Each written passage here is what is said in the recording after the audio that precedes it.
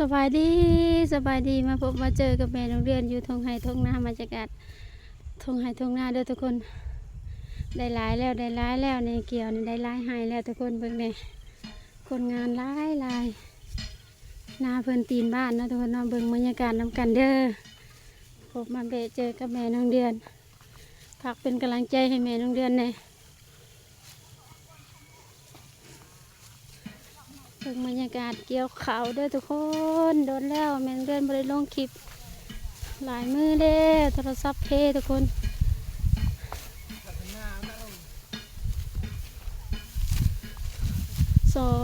4 6 8 10 12 14 15 คนทุกคน15ต้องขอเนี่ยน้อยอีก5 ละ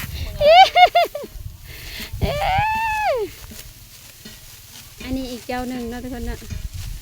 หน้าเพิ่นกว้างนะอีกเจ้าหนึ่งผักทุกคนเป็นกำลังใจให้แม่โรงเรียนนะเด้อถ่ายเลยจะเร่งหนึ่งเด้อถ่ายเชียว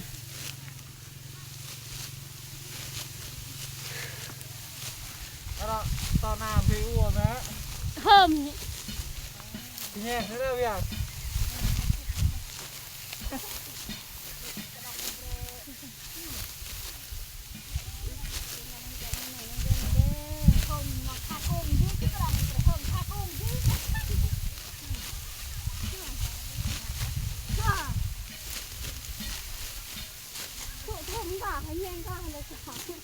คือแจอะไรแจเธอเนี่ยฝากให้ไอ้ปีไปช่วยเรือโซดาเด้อมันเกี่ยวเข้าทุ่งหญ้าไอ้ลีที่สองนะทุกคนเนี่ยบรรยากาศดีบดได้แดดนะภูเขาได้เมื่อย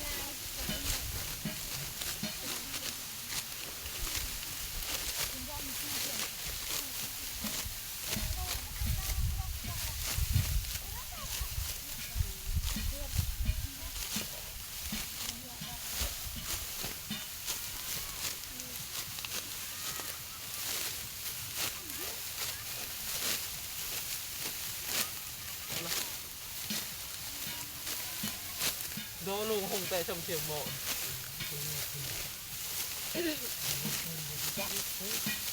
อกแล้วกันคือตัวเดียวเขาจะมีความใจเชียงโมไปวนประรม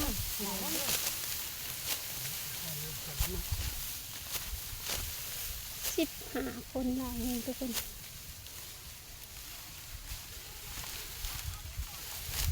แล้วเลยได้หลายหายพุ่นเกี่ยวมาที่พูนแต่กกมะขามพุ่นเลยจนหอดทีเลยได้หลายแห่งคนปิดหน้าปิดตาอยู่หันใจได้อยู่บ่เด้อันนี้อีกเจ้าหนึ่งเนาะอันนี้อีกเจ้าหนึ่งให้หน้าเพิ่นกว้างทุกคนเบิ่งนั่นนี่ถ่ายเจอสาวโสดกันลงอีกให้หนึ่งได้หลายให้เลยได้ทุกคนเอ้ยหลายมือหลายวันให้บ่ได้เจอแม่น้องเดือนเนาะโทรศัพท์เอาไปแปลงโทรศัพท์อยู่ห้านหลายมือบ่ได้ลงคลิป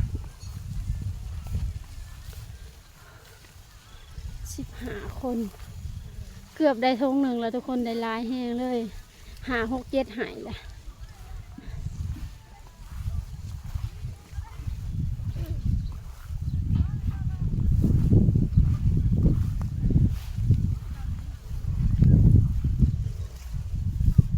ตุเกี่ยวแล้วนี่นะ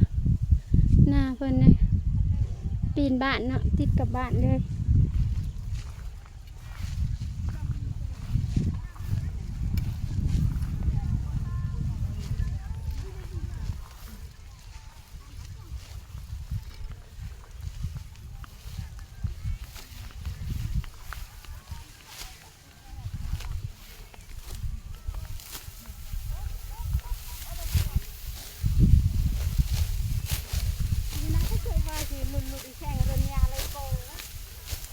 เล่นแหล่ที่ไอ้เจออยู่ช่องเจอบักหญ้าไม่รับยังไงแม่ เปาะจะพี่ช่างช่าง นี่ใช่รุ่นนี้อะไรอาก็ว่าไป แข่งรถเนี่ยอะไรวิ่งเวียน แข่งจะไหนอ่ะ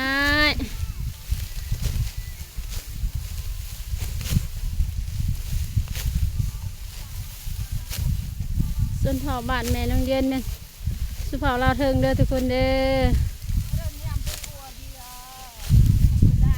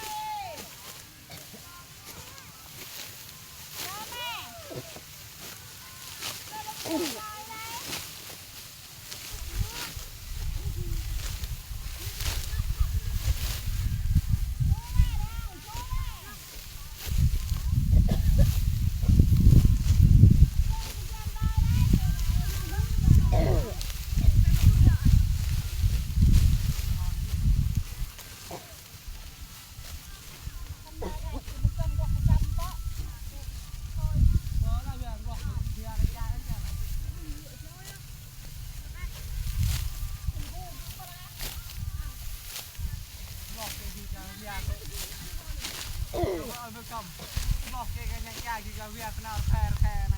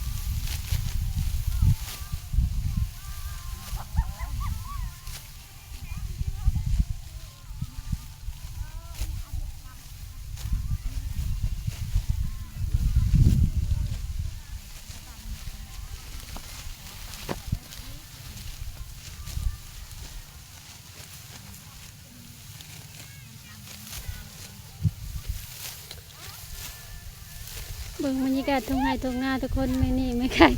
มาเกี่ยวเขาวเนาะมาพบมาเจอกับแม่น้องเดือนแม่น้องเดือนขอลำลาไปก่อนเด้อทุกคนป้าลุงหากเป็นกำลังใจให้แม่น้องเดือนแน่ผิดพลาดประการใดก็กราบขอโทษและขออภัยหลายๆเด้อป้าลุง